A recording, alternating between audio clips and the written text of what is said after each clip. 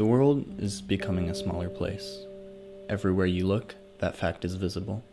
Air travel and the web have thin boundaries, brought cultures closer together, and changed the way we think and interact. These things have made it all the more important to focus on the glue that holds society together. Languages. That is, we need to start learning them more consistently. Only about a quarter of American elementary schools offer foreign languages, and many of those that do treat the subject as an unimportant elective, only giving it 20 or 30 minutes every week. In secondary education, about 70% of schools offer foreign languages. While this is better, it ignores the fact that young learners are much more receptive to acquiring languages. Any successful foreign language program has to begin in elementary school. What's holding us back? Well, a lot of things. The problem starts with the most essential part of any educational program. Teachers across the country. Right now, there's a huge teacher shortage. We're struggling with, that's another issue we're struggling with, is our teacher training programs at universities, teacher preparation. Those have been cut all over the country. To teach a language, educators have to be well-versed not only in its mechanics and how to teach them, but also in the cultures that speak the language. Acquiring this cultural competence is easier said than done. And what schools are finding out is that people who major in a language in college may have, fluent skills in the language, but then they may have just gone abroad for a semester, study abroad in college. And what we found out is that's not enough. One semester in the language and the culture, that's not enough. You need to have definitely a year in that culture, studying only in the language and really, really, really getting the confidence in the language.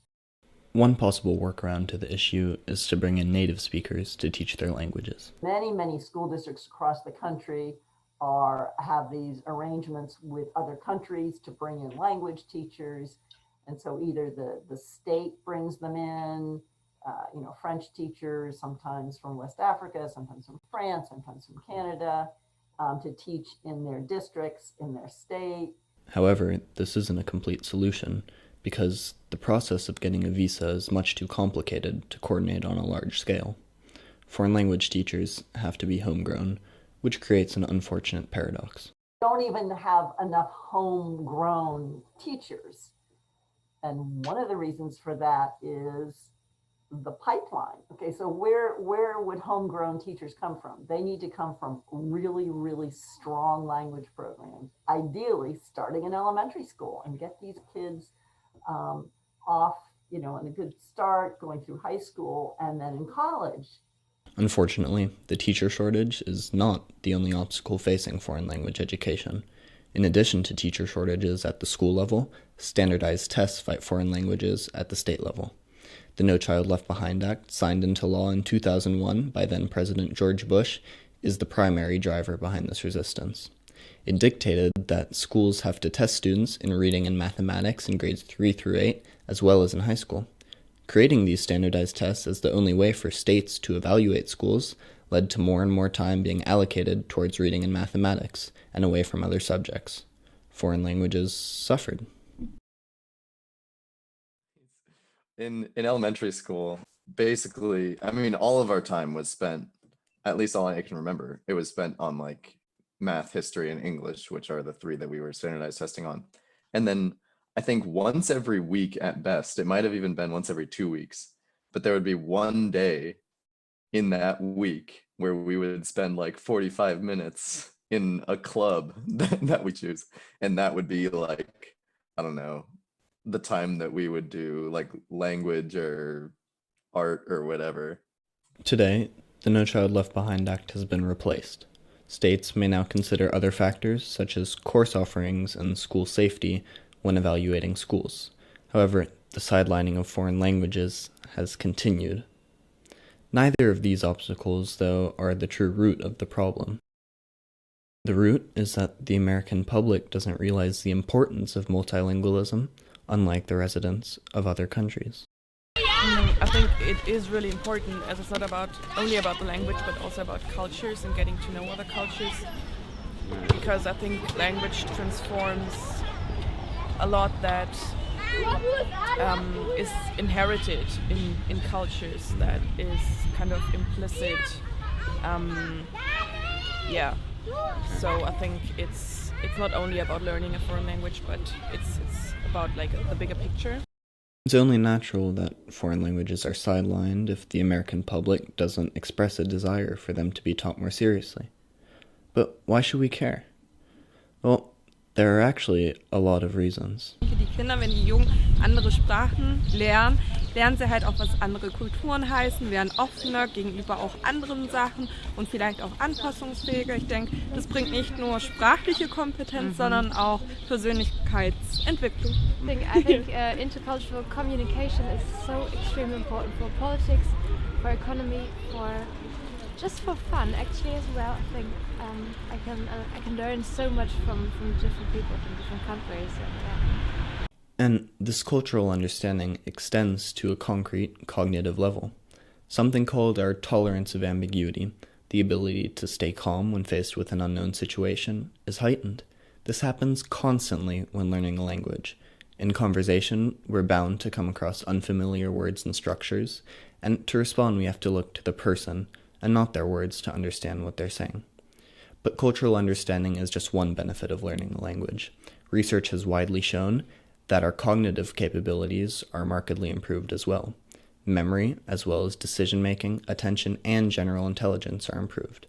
Several studies have concluded that children who have regular foreign language education perform higher on reading and math assessments than their monolingually educated peers. And the advantages don't stop there. With an ever more global society, learning a language has notable financial benefits. A study from the University of Amsterdam found that monolinguals earn on average $2,000 to $3,000 less than their bilingual counterparts every year. But none of these things are more important than the most fundamental function of a language, the ability to connect with other people. I think the number one reason is the connection with other people, connection with people different than yourself, connection with with cultures, to really get to know other people in the world, because our world, we live in a global society now, and we didn't used to. It used to be, everyone in the United States was in their little spot, and if you went on an international trip, it was a big deal.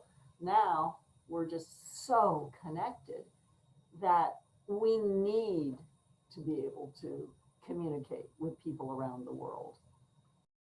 Building strong foreign language programs with obstacles on every side is no easy task. But with the spread of new and innovative teaching programs like immersion schools and content-based learning, there's hope. Immersion schools are one of the most promising new innovations. So starting in kindergarten, let's say an English-speaking child in let's just say Spanish immersion, because that's the most common type of immersion, put in a Spanish immersion, and starting in kindergarten or first grade, and the teacher will speak only the target language, so only Spanish, and everything will be, you as a kindergartner, you'll do all the playing and acting out and have all the manipulatives that you would do in a kindergarten, but you're doing it in the second language. Immersion programs have proven to be the most successful type of school-based language program to date. However, they do face their own set of challenges. Just like regular schools, they have to work against teacher shortages and differences in learning style.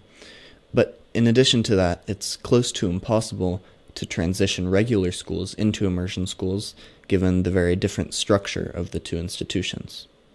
Luckily, there is something that can be done with the regular schools as well, and this goes by the name of content-based learning. Regular language teachers have learned from these dual language or immersion teachers is, hey, why can't we pull out from the third grade content, their curriculum, and teach that, overlay that into the language. And that has been a real eye opener for a lot of teachers, that they can teach a lot more content than they thought. Both immersion programs and content-based learning are very promising, and they may very well be the future of foreign language education. Some states, like Utah, have already begun widespread initiatives to spread these types of approaches. However, I've said it before and I'll say it again. Without the support of the public, a movement cannot succeed. It takes a community to build and maintain strong foreign language programs, a community that contains teachers, parents, and students. They have to communicate and make their opinions heard. Parents, especially, hold sway over many of the decisions made by school boards. In some cases, these parents, like a parent group, maybe the PTA, or a group of interested parents, just go to the school and they just demand languages. They said, look, look around the world, look at what we need, look at where our country is. Students can go into their communities and experience the value of their languages firsthand. And for example, now, like 2 years after, or maybe 1 year after I stopped taking Spanish, I found like really, really interesting Spanish music and really interesting Portuguese music, and I don't know, like really interesting elements of the cultures that I just never really, I either didn't know about them or wasn't interested in them before. But it's like now all of a sudden, now that it's too late, I finally actually have like more drive to learn. I assume all students know that it would be good for them to know a foreign language, but I think the general belief is just that they know that it's not going to happen, like they're not going to get fluent. So at some point, I feel like most of them sort of give up and just end up reaching for that requirement goal. But I think deep down, everybody knows that it would be better, and everybody has like at least some want, but it's just that it's made so difficult to actually get there.